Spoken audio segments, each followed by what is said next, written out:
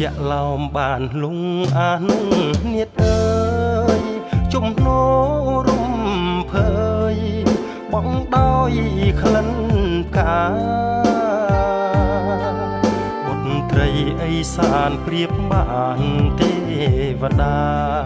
ប្រសូតពីផ្កាធីតាព្រៃភ្នំបងជាតារាសង្ហាអ